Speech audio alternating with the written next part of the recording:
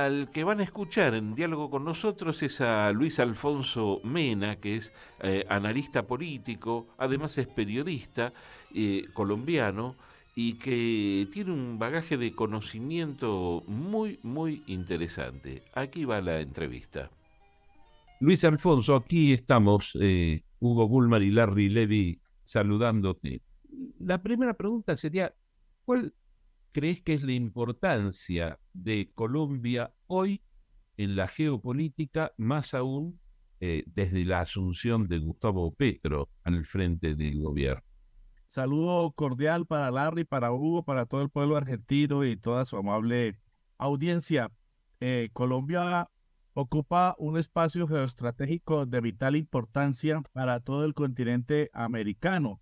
La punta norte de Sudamérica, Colombia tiene dos costas, el Océano Atlántico y el Océano Pacífico. Tiene puertos muy importantes. Es una economía muy diversa a partir de unas riquezas naturales enormes. Lamentablemente, esa economía está en manos de unas élites que han usurpado esas riquezas para su propio beneficio y para el beneficio de grandes corporaciones extranjeras. De igual manera, Colombia se convirtió en el campo de surtido de los principales contaminantes de la atmósfera terrestre, como son el petróleo y el carbón.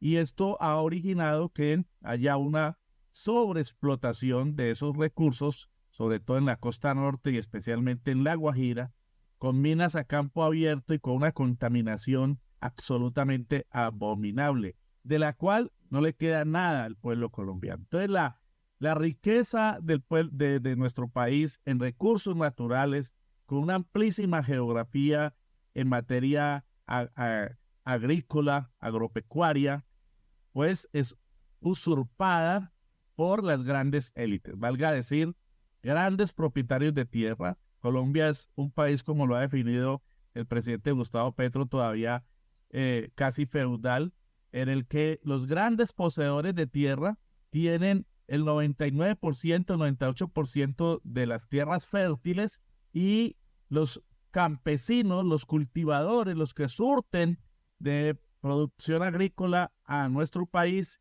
y a algunos otros países, tienen solamente el 4% de esa tierra. De modo que los grandes poseedores tienen el 95, 96, y el campesinado, que es el que produce la tierra, solamente un 4% de la tierra fértil, de la tierra fértil. Pero aparte de eso, Colombia tiene, lamentablemente, en su territorio 7 bases militares gringas estadounidenses, irrigadas a lo largo de todo el territorio nacional, lo cual significa, esto viene de tiempo atrás, esto no es de ahora, una entrega de la soberanía nacional y una expresión de la ayección frente a Estados Unidos. Y en el campo político, Colombia ha sido siempre un alfil de la política injerencista, intervencionista de los Estados Unidos. Siempre ha estado de rodillas a las órdenes de Estados Unidos, de las políticas injerencistas del Imperio del Norte. Y en esta oportunidad, cuando accede al gobierno, digamos que no al poder, porque el poder fundamental es la estructura económica que sigue en manos de las oligarquías, de las corporaciones, del sector financiero, bancario y especulativo, parasitario, y de los grandes poseedores de tierras. Una vez que accede al gobierno un presidente respaldado por más de 11.300.000 colombianos, se ha generado una nueva situación en la que Colombia empieza a jugar un papel muy importante desde el punto de vista de los planteamientos que está haciendo el presidente Gustavo Petro, primero en relación con el fracaso de la guerra contra las drogas, segundo en la necesidad de una intensa lucha para evitar el cambio climático, que según lo ha dicho él y lo ha insistido en todos los foros internacionales, alrededor de 15 a los que ha asistido, va a acabar con la humanidad. Y en ese sentido ha planteado pues que es urgente que haya un periodo de transición, no solamente en Colombia, sino en el mundo, de descarbonización de la economía, para frenar la explotación carbonífera que no le deja nada al pueblo, pero que afecta a la atmósfera, para frenar progresivamente, no es de un solo taco, pues como están diciendo las oligarquías, la explotación petrolera e ingresar en una nueva etapa en la que el país realmente entre el capitalismo. Él ha dicho que este país es precapitalista. Hacen una profunda reforma agraria para poder que haya industrialización del país, verdadera industrialización del país, pero con soberanía alimentaria. Y que se revierta poco a poco esa diferencia que he planteado al principio, que es uno de los graves problemas de nuestro país y que da origen al conflicto armado, que es la concentración de la tierra en unos pocos, 95, 96%, mientras que el campesinado no tiene tierra. Y ha iniciado un proceso muy difícil, muy arduo de reforma agraria. Ahí resumo, grosso modo, de manera muy apretada, la importancia geoestratégica de nuestro país. Yo veo que la semblanza que trazaste es una semblanza muy, muy interesante y muy profunda, más allá del tiempo que te ha tomado, que es muy poquito. Lo que te quiero preguntar es que para entender esto que tú relatas de esta manera, ¿cuál fue la historia de la lucha armada, de cómo se generó el conflicto con la FARC, con el ELN? Porque todos sabemos que es la lucha armada más larga de Latinoamérica y todos sabemos qué ocurre, pero no sabemos cuál fue el motor de ese conflicto. Siendo breve, hay que entender el conflicto armado colombiano históricamente, con un contexto histórico, unos antecedentes que nos conducen nos conducen a la misma fundación de la República en 1819, cuando Simón Bolívar pues lidera todo lo que nosotros denominamos para todo el continente la primera independencia. Estamos todavía construyendo la segunda independencia. Y desde ahí se genera toda una serie de conflictos en el siglo antepasado, en el siglo XIX, hubo alrededor de 8 o 9 guerras civiles, cada una para imponer un tipo de constitución, una constitución liberal, una constitución conservadora, una constitución un poquito más progresista, una constitución ultrarreaccionaria. La esclavitud solamente se empezó a terminar hacia mediados del siglo antepasado, 1850, hubo unas grandes luchas sociales, políticas, etcétera.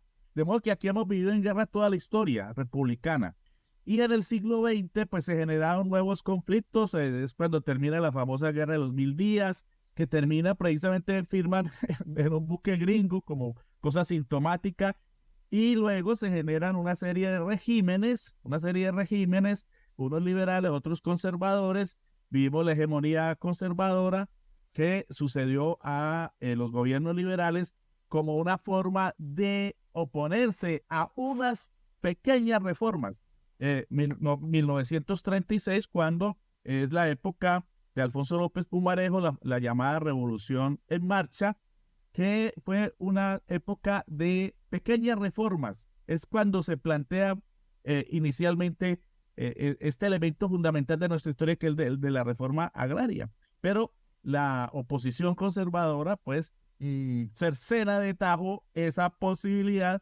Se inicia luego una hegemonía conservadora y es cuando nace en la década de los 40 la llamada época de la violencia. Nosotros tenemos una época, Hugo y Larry, que se llama la con mayúscula, la L y violencia con mayúscula, porque es una época histórica.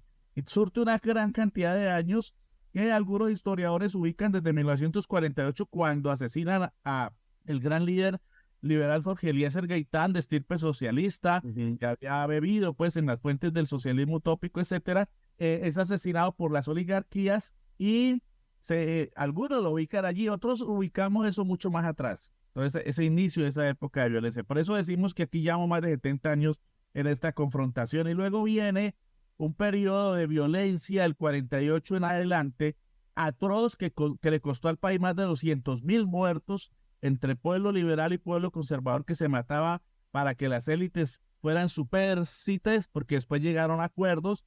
Y luego, para tratar de superar esas diferencias interpartidistas entre el Partido Liberal y el Partido Conservador, que son los llamados partidos históricos, entonces crean o abren paso a un régimen militar, el de Gustavo Rojas Pinilla, en 1953 no les funciona ese acuerdo de facto para que una junta militar gobernara el país y les ayudara a liberar y conservar a resolver sus diferencias. Es un gobierno de violación de derechos humanos. En el desarrollo de ese gobierno ocurre la masacre de los estudiantes en 1954 y bueno, cae en 1957 y se inician los trámites entre las élites, el acuerdo de élites que se denominó Frente Nacional.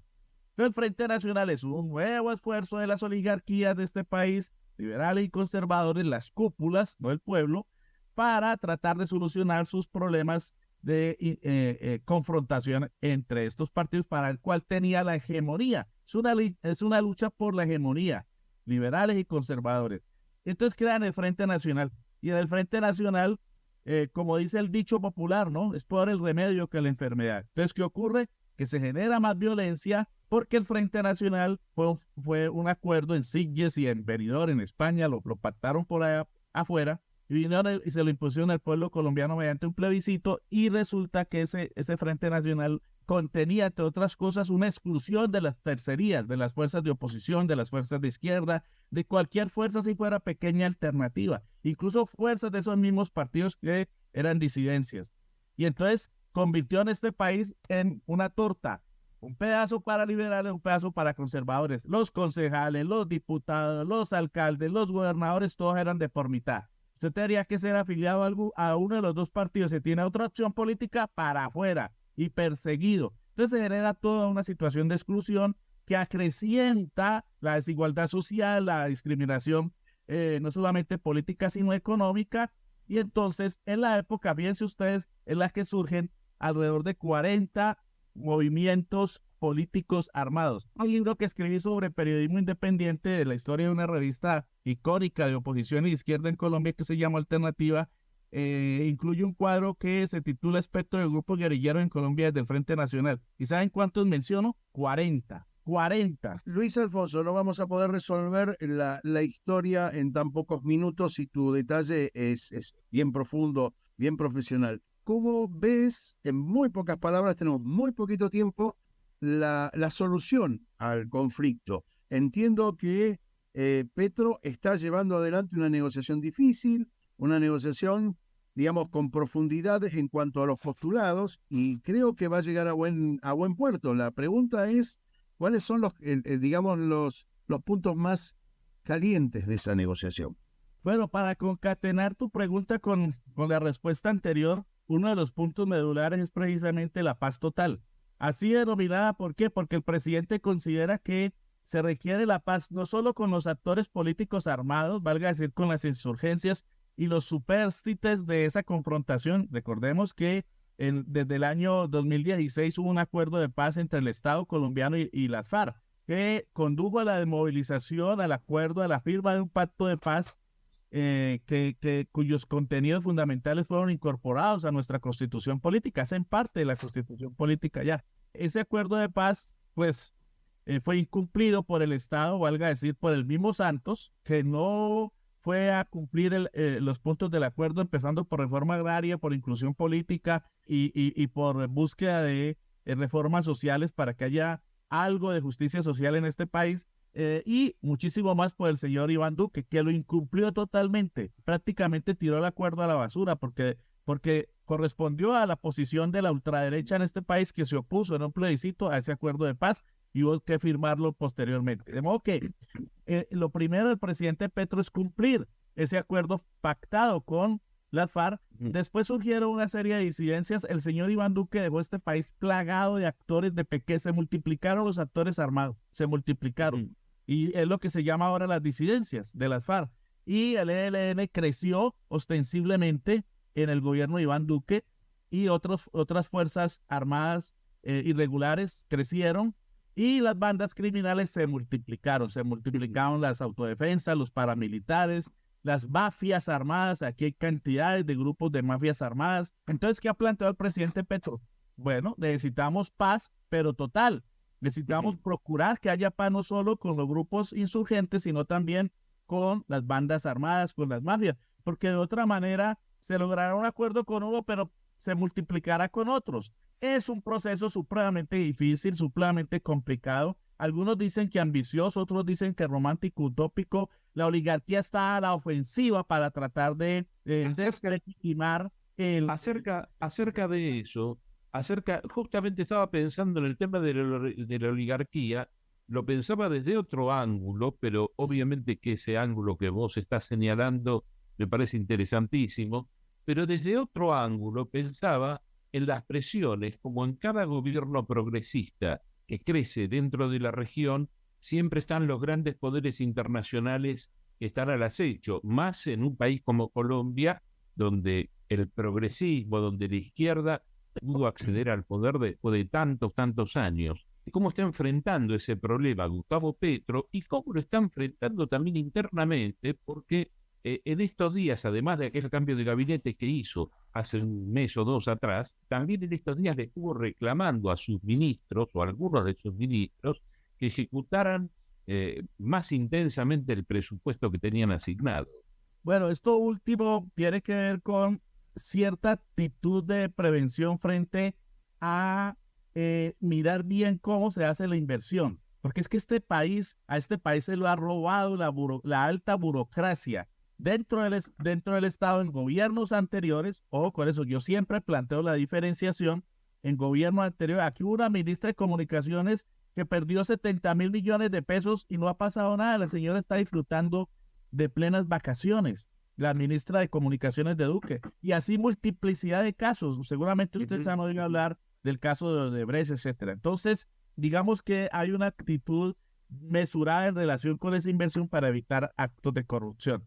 Y lo que le está pidiendo el presidente Gustavo Petro a sus ministros es más acción, sí, tener en cuenta, poner a raya a los corruptos, pero empezar a invertir para el cumplimiento de sus programas sociales. Pero más allá de eso, el presidente Petro se ha planteado una serie de reformas sociales estructurales muy importantes. Eso no hay que perderlo de vista. Reforma laboral, reforma pensional, tema pensional, que eso es usufructuado en buena parte por los oligopolios, uno de ellos vinculado al escándalo de Odebrecht. Reforma en el sistema de salud, que es fundamental. Aquí el sistema de salud es perverso, y ha introducido unas nuevas reformas que son reformas del sistema de educación.